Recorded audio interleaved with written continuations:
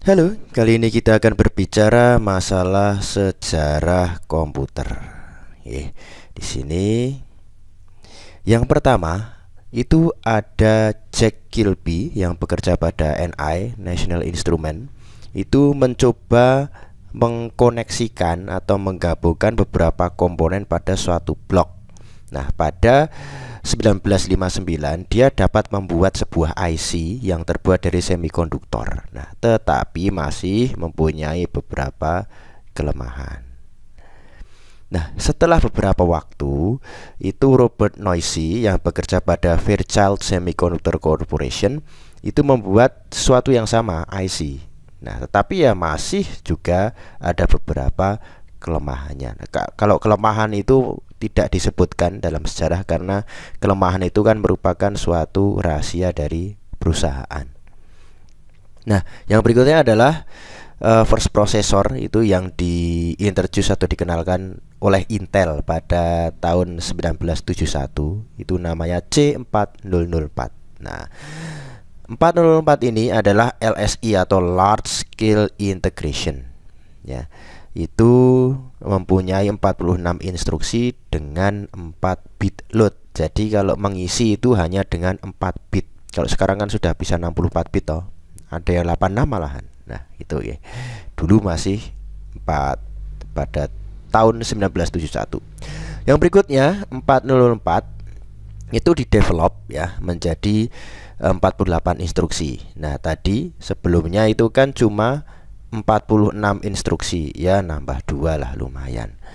Nah, dengan 8 bit dan mempunyai nama 8008 gitu. Yang berikutnya 808 itu ditambah beberapa instruksi yang membuat proses datanya itu lebih cepat, transfer datanya lebih cepat.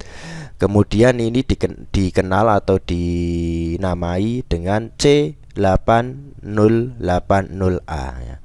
Sama 8-nya cuma digeser aja 8 itu dengan yang ini. Kemudian company yang lain atau perusahaan lain itu membuat suatu hal yang sama. Ya, jadi yang namanya perusahaan kan pasti ada suatu persaingan. Wah, dia bisa membuat ini, saya juga akan membuatnya, kan gitu. Nah, ini dibuat oleh Motorola 6800. Kemudian 2650 oleh Signetic, kemudian PPS 8 oleh Rockwell dan seterusnya. Itu ya. Pada 1972, 8008 itu ditambah dengan 8 bit bus data ya, oleh Don Lancaster ya. Dia menambah 20 komponen dan untuk membuat 8008 sebagai CPU. Nah, kalau tadi kan yang ini kan belum bisa jadi CPU. Ini cuma sebuah prosesor ya. Belum menjadi Central Processing Unit. Nah, ini sudah menjadi CPU dengan menambahkan 20 komponen. Kemudian pada 1974 8080 ya. Itu dibuat lagi menggunakan NMOS technology ya. Tadinya kan pakai transistor masih ya. Kemudian setelah dibuat menggunakan NMOS teknologi itu menjadi lebih cepat dan ditambah dengan 2 additional komponen itu. Dan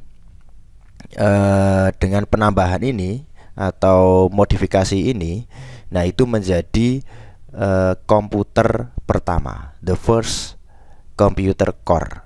Jadi semacam core-nya komputer tapi yang pertama kalinya begitu. Tetapi ini ada kelemahannya. 8080 yang dimodifikasi ini itu membutuhkan double power supply atau power supply ganda, yaitu plus dan min. Itu ya. Kalau power supply kan yang umum itu ya 0 sama plus, 0 plus 12, 0 plus 5 kan gitu. Nah, ini butuh minus gitu ya. Nah, yang berikutnya itu setelah 8080 Motorola membuat. Nah, ini tadi Motorola ya, yang sekarang berperan membuat MC6800L. Nah, itu menjadi populer karena hanya membutuhkan 5 volt tok. Nah, tadi kan 5 main 5. Nah, ini 5 volt tok.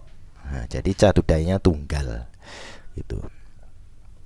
Yang berikutnya, Motorola membuat lagi, Motorola lagi. Ini membuat Zilog ya pada 1975 yang lebih cepat daripada generasi sebelumnya. Dari generasi ini yang MC6800L.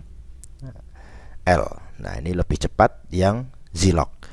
Yang berikutnya adalah 1978 IBM membuat sebuah komputer yang populer. Nah, ini komputer yang sangat populer sekali itu di tahun 78 yang disebut dengan PCXT. Ini adalah prosesor yang digunakan pada komputer ini, yaitu MD8086 dan MD8088. Itu, oke. Yang berikutnya, nah ya, 1982.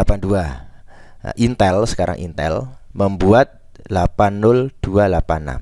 Nah, ini membuat IC prosesor semacam ini, dan itu merupakan IC mikroprosesor pertama yang dapat menjalankan instruksi pada generasi sebelumnya. Gitu ya. Jadi ini bisa membuat instruksinya tidak perlu dirubah gitu. Jadi pakai instruksi yang generasi sebelumnya. Nah, yang ini. Jadi tidak perlu dirubah, sudah instruksinya tetap aja gitu. Tapi barangnya ini dimodifikasi oleh Intel. Kemudian pada 1985 Intel membuat i386, itu terdiri dari 275.000 transistor dan itu dapat menjalankan beberapa program pada satu waktu. Yang berikutnya, nah 1993 ini membuat Intel membuat sebuah prosesor ya. Kemudian pada 1995 itu Pentium Pro prosesor itu didesain dengan 32 bit. Ya, tadi 93 itu membuat prosesor, pada tahun 95 itu membuat Pentium Pro prosesor. 32 bit, 5,5 juta transistor di dalamnya dan 2 case memori. Wah, opo iki case memori ini? Oke. Nah, case memory adalah sebuah temporary memory, memori sementara. Dan ini membuat sesuatu hal menjadi simple. Maksud saya adalah transfer data atau pertukaran data menjadi lebih simple. Contohnya begini. Saat Anda membuka Microsoft Office pertama kali, ya, itu kan agak lama pop-up-nya. Double klik, kemudian beberapa detik baru muncul. Itu, okay. Nah, setelah itu Anda close coba. Setelah close, mungkin setelah 2 detik atau 3 detik, 5 detik, Anda run lagi Office-nya, double klik lagi. Mesti munculnya akan lebih cepat. Nah, itulah salah satu peran cache memory. Jadi yang instruksi terakhir disimpan dulu. Nanti tiba-tiba kalau ada instruksi yang sama, langsung responsif bertindak. Nah, gitu. Oke. Ini adalah fungsi cache memory. Yang berikutnya 1997 Intel membuat sebuah Pentium 2 prosesor dengan 7,5 juta transistor di dalamnya dan MMX Technology. MMX Technology itu adalah sebuah nama skematik pada sebuah prosesor yang dapat memproses video, audio dan grafik data. Itu jadi semacam grafik data ya, grafik ya. Ada sumbu X, sumbu Y, nah itu dan lain sebagainya. Oke, yang berikutnya, nah di sini tadi Pentium 2 ya. Nah, Pentium 2 ini terasa mahal, ya. Ini di zamannya ini mahal. Oke, kemudian membuat sebuah yang lebih murah, itu yaitu Intel Celeron, Celeron series. Nah, ini lebih murah daripada Pentium 2 karena cache memorinya lebih kecil gitu, okay. Kalau cache memori besar itu gimana? Atau seumpama Anda membuka Microsoft Word, kemudian Anda membuka Microsoft PowerPoint, itu dua-duanya di close, kemudian dua-duanya dibuka lagi, yaitu dua-duanya bisa muncul dengan cepat kalau cache memorinya besar. Tetapi kalau cache memorinya kecil, pertama Anda buka Microsoft Word, yang kedua Microsoft PowerPoint. Oke. Kemudian ditutup Microsoft Word dulu, kemudian Microsoft PowerPoint belakangan. Nah, saat Anda buka Microsoft Word itu mesti lama. Kenapa? Karena cache memori itu kecil dan yang ditutup tadi adalah PowerPoint, maka yang disimpan itu adalah PowerPoint-nya, instruksi PowerPoint-nya. Nah, Word-nya sudah kehapus karena cache-nya kecil, gitu Nah, jadi kelebihan kelemahannya gitu, salah satunya. Kemudian 1999, nah, Pentium 3 dari Intel itu muncul ya.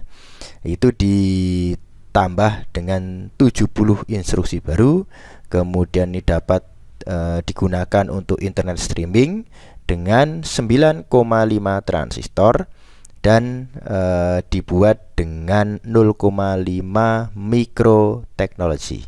Itu micron technology.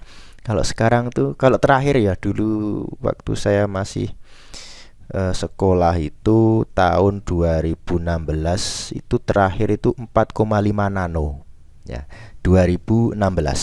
Pada tahun 1999, nah itu masih 0,25 mikro. Nah, nggak tahu sekarang sudah nanonya sudah lebih kecil dari 45 atau masih 45, saya juga kok belum mengikuti perkembangannya lagi.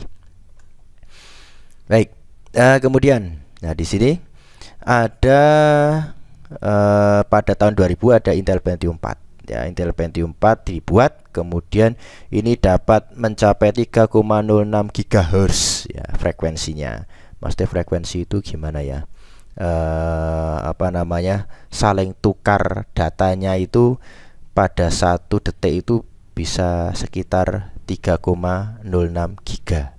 Giga itu berarti juta ditambah 0,3 itu miliar ya. Nah gitu, segitu itu. Jadi bolak-baliknya cepat sekali data itu. Data dari A dipindah ke B, kemudian kembali ke A lagi, pindah data yang berikutnya ke B. Nah itu bolak-balik itu 1 detiknya bisa sekian miliar kali. Nah setelah Pentium 4 muncul, lah Intel ini tidak puas, membuat prosesor-prosesor yang lebih mumpuni. Nah salah satunya adalah dual core, core to duo, dan quad core.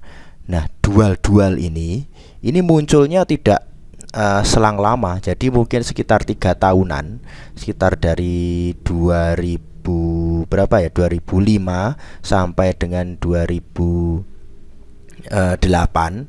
Nah itu ini muncul jadi dual core. Setelah beberapa bulan atau berapa tahun gitu, nggak sampai 2 tahun kalau nggak salah ya, kemudian muncul core to duo, kemudian muncul lagi quad core.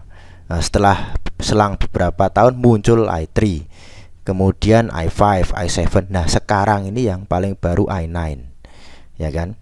Nah ini yang i9 ini harganya kalau di laptop masih sekitar 28 jutaan. Ya masih mahal memang, karena ini langka sekali yang punya. Nah gitu, itu adalah salah satu perjalanan sejarah dari sebuah komputer. Oke, cukup sekian untuk video kali ini. Semoga bermanfaat.